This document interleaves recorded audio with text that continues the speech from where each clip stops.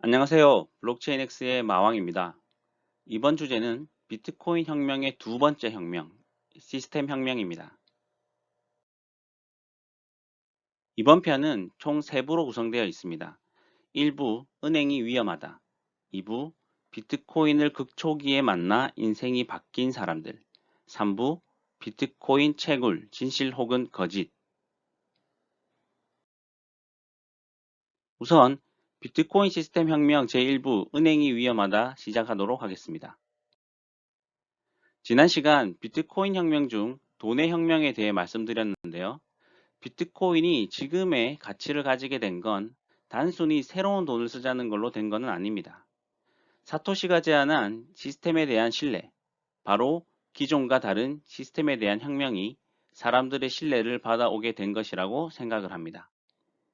기본적으로 비트코인이 돈으로 기능을 하기 위해서는 누군가가 지금의 은행 역할을 해줘야 합니다.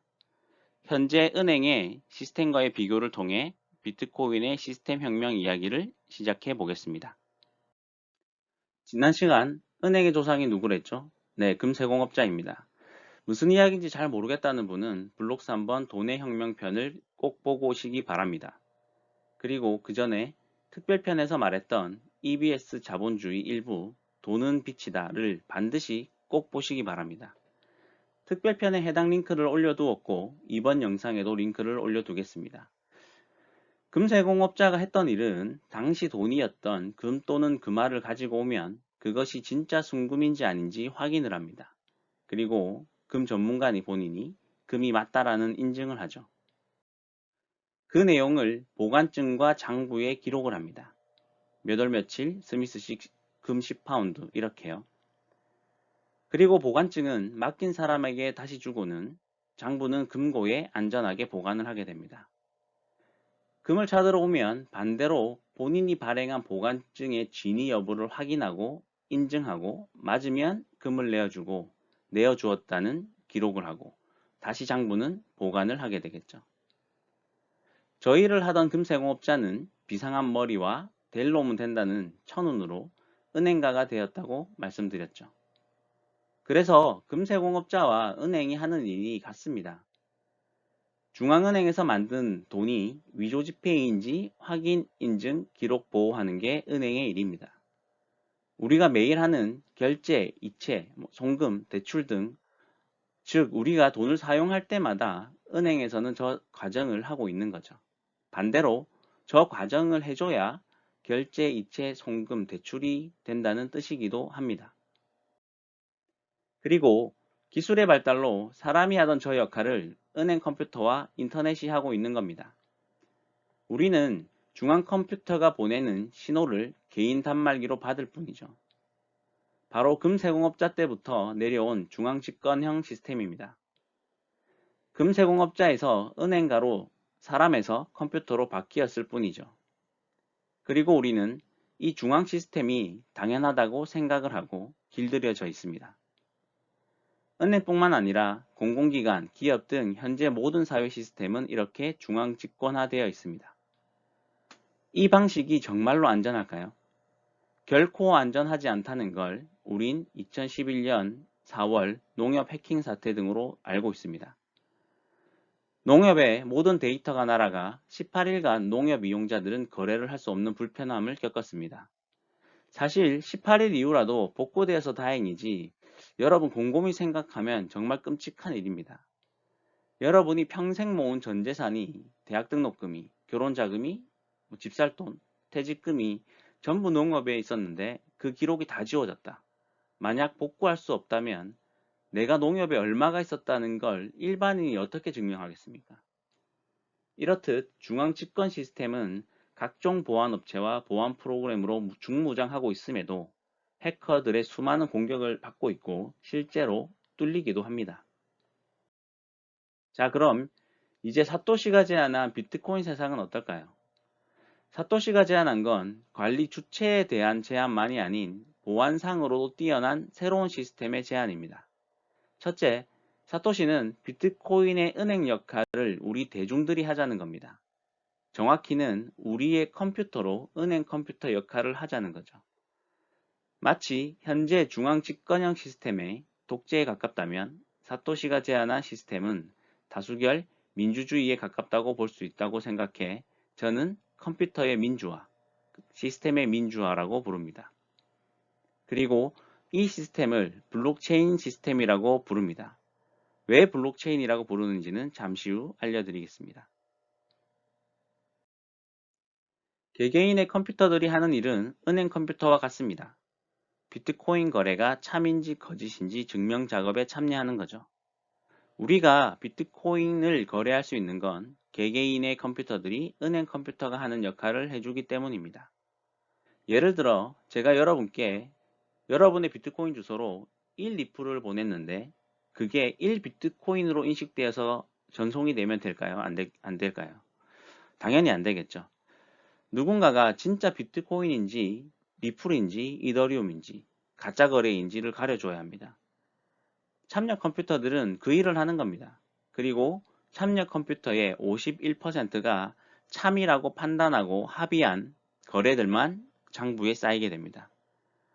여러분은 어떤 물건에 대해 전문가가 한 명이 참이라고 검증한 것이랑 전문가 여러 명, 그리고 그 중에서도 51% 이상이 참이라고 한 검증 중 어느 쪽이 더 신뢰가 가나요?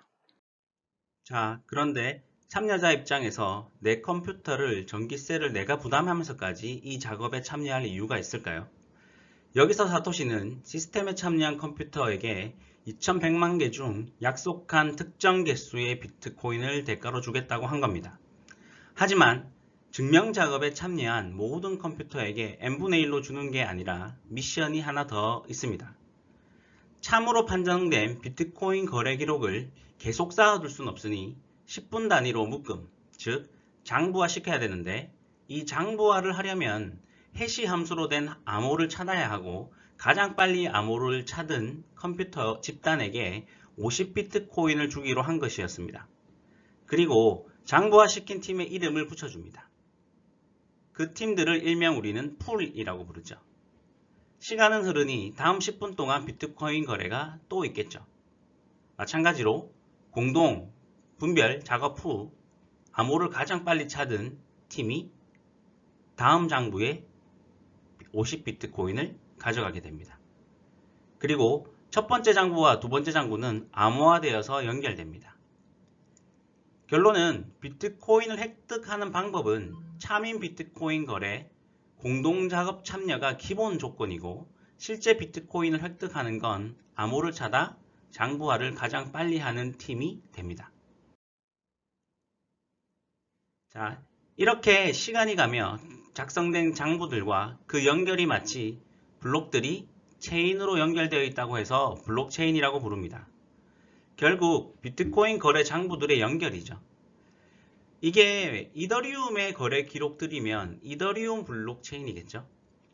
블록체인 기술이 해킹이 불가능하다고 하는 이유는 저 기록들이 참여한 컴퓨터에 모두 동일하게 분산되어 한 컴퓨터가 만약에 망가진다 하더라도 혹은 해킹을 한다 하더라도 다른 데 기록이 남아 있어서 중앙 시스템보다 안전하며 해킹할 수 없는 기술이라고 이야기를 합니다.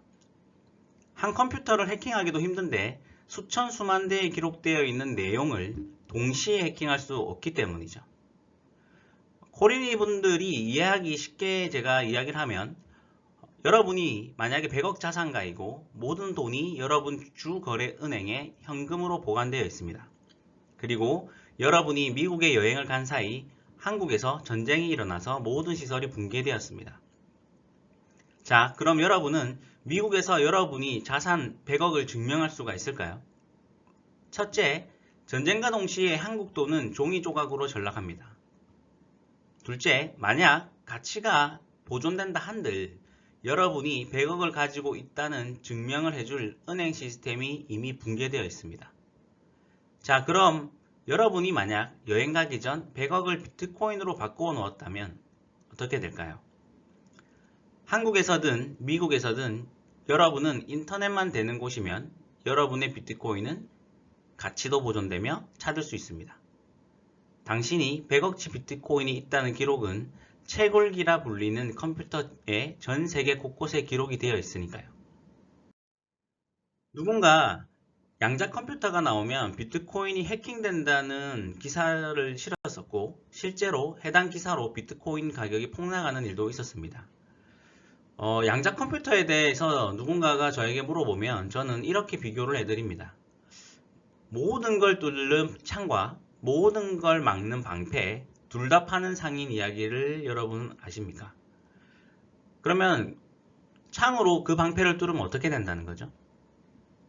만약 비트코인을 해킹할 만한 양자 컴퓨터가 나오면 블록체인을 지키려는 컴퓨터도 양자 컴퓨터가 되겠죠. 해킹하려는 양자 컴퓨터가 한 대, 두 대라면 지키려는 양자 컴퓨터는 블록체인 구조상 더 많은 구조가 블록체인을 형성하니 양자 컴퓨터의 등장은 오히려 블록체인을 더 공고하고 안전하게 만들어 줄 거라고 생각합니다.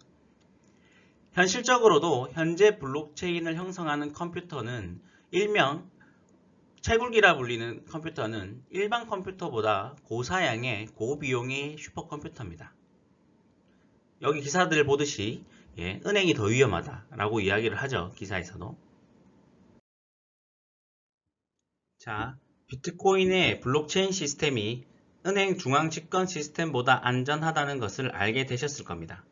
그리고 채굴기가 하는 일이 채굴이 아니라 비트코인 거래에 대한 확인, 인증, 기록, 보호란 작업 증명을 통해 순수 비트코인 거래만 분류하고 10분마다 열리는 장부 암호 찾기의 승자팀이 그 대가로 비트코인을 받아가는 시스템이라는 것도 알게 되었습니다. 은행 중앙 집권화와 달리 비트코인은 블록체인이란 시스템 혁명에 의해 사람들의 신뢰와 가치가 점점 더 커지고 있다고 생각합니다. 누군가는 블록체인은 옳지만 비트코인은 나쁘다, 둘이 분리할 수 있다라고 하지만 여러분, 세상에 아무 대가 없이 본인의 컴퓨터와 전기세 등 자신의 돈을 들여 참여할 사람이 몇이나 있을까요?